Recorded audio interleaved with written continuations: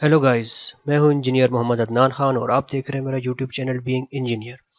आज का जो हमारा टॉपिक है वो एसएफडी और बीएमडी के बारे में है। कैसे शेयर फोर्स डायग्राम और बेंडिंग मोमेंट डायग्राम कैसे बनाई जाती है कैंटिलीवर बीम के लिए। इससे पहले हम इस बारे में दो वीडियोस कर चुके हैं, शेयर फोर्स और बेंडिंग मोमेंट डायग्राम। लेकिन उसमें जो बीम की टाइप थी, एक तो सिंपली सपोर्टेड बीम था और दूसरा ओवरहैंगिंग बीम था। उसके लिए मैंने आपको सिखाया कि शेयर फोर्स और बेंडिंग मोमेंट डायग्राम कैसे बनाई जाती है।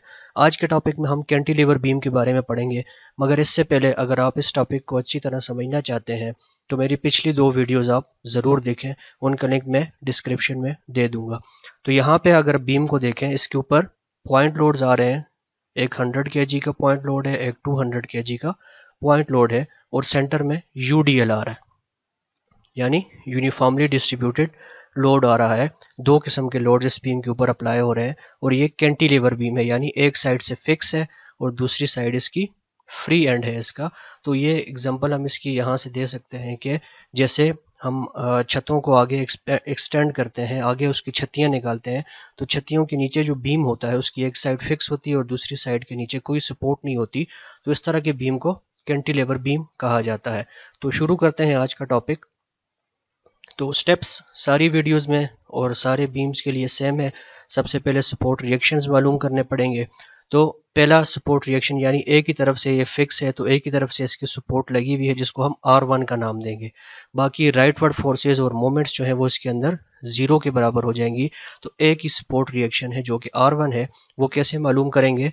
एक कंडीशन ऑफ इक्विलिब्रियम जो पढ़ी थी हमने के summation of vertical forces is equal to zero, यानी अपवर्ड फोर्सेस और डाउनवर्ड फोर्सेस का जो सम है वो जीरो के बराबर होना चाहिए। तो ये कैसे होगा कि upward forces is equal to downward forces. Upward force हमारे पास आ रही है सिर्फ R1, जो कि सपोर्ट रिएक्शन है जो इस लोड को अपोज करेगा, वो R1 है। और डाउनवर्ड फोर्सेस हमारे पास तीन है, एक यूडीएल है और दो पॉइंट लोड है।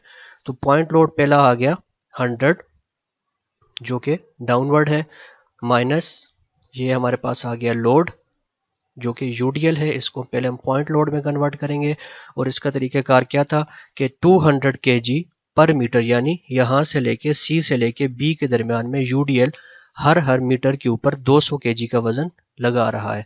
इसको पॉइंट लोड में कन्वर्ट करने के लिए इसकी लेंथ के साथ, जो कि 2 मीटर है, 2 मीटर के साथ मल्टीप्लाई करेंगे तो ये पॉइंट लोड में कन्वर्ट हो जाता है, जो कि 400 kg बनेगा। और तीसरा लोड है 200 kg जो कि डाउनवर्ड एक्ट कर रहा है। तो ये जब हमने सिंप्लीफाई किया तो हमारे पास वैल्यू आती है -700 kg, 700 kg, जो कि नीचे की तरफ लगेगा। माइनस साइन का ये शो कर रहा है कि ये जो हमने एरो ऊपर की तरफ लगाया था ये एक्चुअली डाउनवर्ड है। तो रिएक्शंस हमने मालूम कर लिए। इसके बाद हम जाते हैं शेयर फोर्सेस मालूम करने के लिए, क्योंकि एसएफडी बनाने के लिए, शेयर फोर्स डायग्राम बनाने के लिए शेयर फोर्सेस मालूम करना ज़रूरी है। तो वही मेथड है इसका भी कि सेक्शंस काटे जाएंगे। और सेक्शंस किस तरह काटे जाते हैं पिछली वीडियोस में भी मैं डिटेल में डिस्कस कर चुका हूँ। तो इसमें फिर मैं आपको बता देता हूँ कि सेक्शंस कैसे काटने हैं।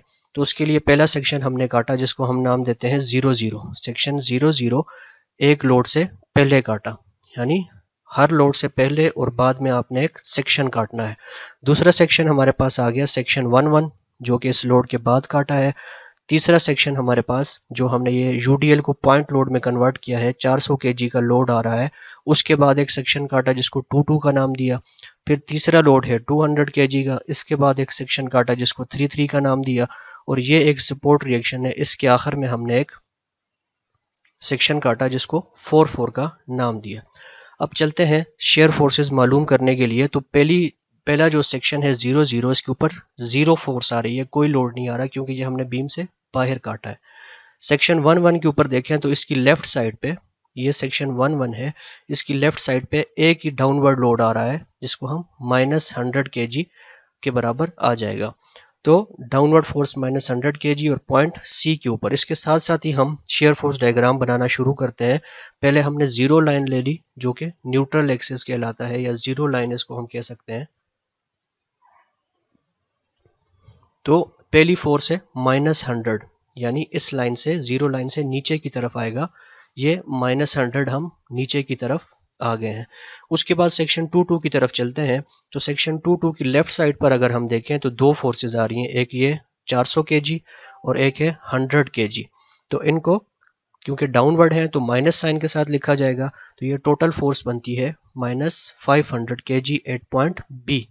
बी तक यूडीएल आ रहा है तो हम -100 से -500 ये पॉइंट इस जगह के ऊपर आएगा और इसको हम इस पॉइंट के साथ मिला देंगे तो ये बनता है -500 kg। -100 हम ऑलरेडी नीचे आ चुके थे, 400 मजीद नीचे आएंगे तो ये -500 kg हो जाएगा। और यहाँ पे हमने एक इंक्लाइन लाइन लगाई है क्योंकि शेयर फोर्स डायग्राम में जब यूडीएल आ रहा हो तो यूडीएल के लिए इंक्लाइन लाइन यानी थोड़ी टिल्टेड लाइन लगाई जाएगी, थोड़ी टेढ़ी लाइन लगाई जाएगी। और इसके बाद हम सेक्शन 3.3 के ऊपर चलते हैं। तो सेक्शन 3.3 की लेफ्ट साइड पर देखें तो तीन फोर्सेज है, एक 200 kg की है, एक 400 kg और एक 100 kg, और तीनों डाउनवर्ड फोर्सेज हैं तो माइनस के साथ लिखा जाएगा। और इसको सम अप किया तो हमारी वैल्यू आती है -700, यानी -500 हम यहाँ तक आ चुके थे, मजीद 200 हमने नीचे जाना है तो ये -700 kg हो जाएगा, जो कि ये पॉइंट बनता है। अब ये स्ट्रेट लाइन हम नीचे की तरफ आए हैं क्योंकि इधर पॉइंट लोड लग रहा है। पॉइंट लोड के लिए एसएफटी में स्ट्रेट लाइन लगाई जाती है। अब बी और ए के दरमियान में हम देखते हैं कि कोई लोड भी नहीं है तो यहाँ पे स्ट्रेट लाइन लगाई जाएगी, जैसे कि आपके सामने है, स्ट्रेट लाइन लगेगी। और सेक्शन 4.4 के ऊपर जाते हैं तो इससे पीछे हम देखेंगे कितनी फोर्सेज आ रही हैं। लेफ्ट साइड पे जितनी भी फोर्सेज हैं उनको हम एड अप करेंगे। पहली फोर्स है 100 kg, दूसरी है 400, तीसरी है 200 और चौथी जो कि रिएक्शन R1 हमने मालूम किया था वो आ जाएगी। और उनको सम अप करते हैं तो हमारे पास वैल्यू आती है 0 kg, यानी यहाँ से यहाँ तक जब हमने ट्रेवल किया कोई फोर्स बीच में नहीं थी और यहाँ पे 0 फोर्स आ जाती है तो जाके 0 लाइन के साथ ऊपर इसको मिला देंगे। तो इस तरह से ही हमारी shear force diagram cantilever beam के लिए कंप्लीट हो चुकी है। इसके बाद हम चलते हैं बेंडिंग मोमेंट डायग्राम बनाने के लिए। तो उसके लिए हमें बेंडिंग मोमेंट्स फाइंड करनी पड़ेंगी। तो बेंडिंग मोमेंट्स फाइंड करने के लिए पहला हम सी के ऊपर मोमेंट फाइंड करते हैं। सी के ऊपर मोमेंट फाइंड करेंगे तो मोमेंट जैसे हमने पढ़ा है कि बराबर होता है फोर्स मल्टीप्लाई बाय डिस्टेंस या लोड मल्टीप्लाई बाय डिस्टेंस। तो लोड आ रहा है 100 kg का और सी से फासला जो है वो 0 है, तो 0 के साथ मल्टीप्लाई होगा तो इस पॉइंट के ऊपर जो हमारी मोमेंट आ जाएगी वो 0 kg मीटर आ जाएगी। तो ये हमने साथ साथ बेंडिंग मोमेंट भी तैयार करनी है डायग्राम। तो 0 लाइन ले ली और पहली वैल्यू हमारी आ गई 0 kg मीटर, यहाँ से शुरू करेंगे। और पॉइंट बी के ऊपर चलते हैं। पॉइंट बी के ऊपर मोमेंट हमने लेनी है, यानी इस जगह को फिक्स कर देना है और ये लोड जो है इसको नीचे की तरफ घुमाने की कोशिश करेगा, एंटी क्लॉकवाइज घुमाने की कोशिश करेगा। और दूसरा लोड है जो कि हमने पॉइंट लोड में कन्वर्ट किया है यूडीएल को, वो भी इसको एंटी क्लॉकवाइज घुमाने की कोशिश करेगा, इसलिए इनका साइन नेगेटिव लिया जाएगा। एंटी क्लॉकवाइज के लिए हम नेगेटिव साइन लेते हैं, इसलिए माइनस के साथ इसको लिखेंगे। तो 100 मल्टीप्लाई बाय 2, 100 जो कि लोड है और 2 इसका डिस्टेंस बी से इस 100 का बी से फासला कितना है 2 मीटर्स, तो ये मोमेंट हो गया। दूसरा लोड आ रहा है हमारे पास 400 kg और इसका फासला बी से बनता है 1 मीटर। तो बी के ऊपर जो मोमेंट बनती है वो है -600 kg मीटर। सेक्शन ए के ऊपर जाते हैं, पॉइंट ए के ऊपर, वहां पे अब देखें यहाँ पे हम -600 kg तक नीचे आ गए हैं, यहाँ पे 0 था और बी पॉइंट के ऊपर हमारे पास जो मोमेंट आई है वो है -600 kg। अब यहाँ पे जैसे कि शेयर फोर्स डायग्राम में हमने यहाँ से एक इंक्लाइंड लाइन लगाई थी, टेढ़ी लाइन लगाई थी यूडीएल के लिए, लेकिन जब हम बीएमडी में आते हैं बेंडिंग मोमेंट डायग्राम में तो यहाँ पे सेकंड डिग्री कर्व बनती है। ये आपके सामने लाइन है, ये लाइन बिल्कुल स्ट्रेट नहीं है, ये थोड़ी सी गोलाई में बनाई गई है, स्ट्रेट लाइन यहाँ पे नहीं लगाई जाएगी। तो -600 kg हमारा पॉइंट इस जगह के ऊपर आ गया, बी पॉइंट के ऊपर। अब ए पॉइंट की तरफ चलते हैं और ये डिग्री 2 की कर्व कहलाती है। ये हम डिस्कस कर चुके हैं, इससे पहली जो वीडियो हमने बनाई थी उसमें हमने काफ़ी डिटेल में वेरिएशन ऑफ एसएफटी और बीएमडी के बारे में पढ़ा था कि कौन सी कर्व्स और कौन सी लाइन्स इस्तेमाल होती हैं एसएफडी और बीएमडी बनाने के लिए, मुख्तलिफ लोड्स के लिए, यानी पॉइंट लोड के लिए, यूडीएल के लिए और यूवीएल के लिए। तो वो वीडियो आप इससे पहले ज़रूर देखें। पॉइंट ए के ऊपर चलते हैं। पॉइंट ए के ऊपर हमने मोमेंट लेनी है तो ये जितने भी लोड्स हैं इनको डिस्टेंसेस के साथ मल्टीप्लाई किया जाएगा। पहला लोड है 100 और इसका डिस्टेंस है ए से 3 मीटर्स, दूसरा लोड है 400, इसका डिस्टेंस है 2 मीटर्स, और तीसरा लोड है 200 और इसका डिस्टेंस है 1 मीटर। तो ये हमने सिंप्लीफाई किया तो ये वैल्यू बनती है -1000 kg मीटर, 1000 kg मीटर। तो ये वैल्यू आ गई हमारे पास -1000 kg मीटर। पहली वैल्यू 600 तक हम पहले ऑलरेडी आ चुके थे, 400 मजीद नीचे आएंगे तो ये 1000 kg मीटर हो जाएगी। और चूंकि अब ये साइज फिक्स है, ये वाली साइड हमारी फिक्स है, तो यहाँ पे मोमेंट ज़ीरो हो जाएगी, तो ये ऊपर जाके ज़ीरो लाइन के साथ मिल जाएगा। तो ये हमारी बेंडिंग मोमेंट डायग्राम बन चुकी है। अब यहाँ पे देखें कि ऊपर हमने बीम बनाया हुआ है और उसकी एसएफटी और बीएमडी नीचे हमने ड्रा की है। यहाँ पे अगर आप देखें तो शेयर फोर्स भी नेगेटिव आ रही है, यहाँ पे नेगेटिव साइन शो कर रही है, क्योंकि ये जीरो लाइन है तो जीरो लाइन से नीचे जो हिस्सा आता है उसको नेगेटिव शेयर फोर्स कहा जाता है। इसी तरह बेंडिंग मोमेंट में ये नेगेटिव मोमेंट आ रही है।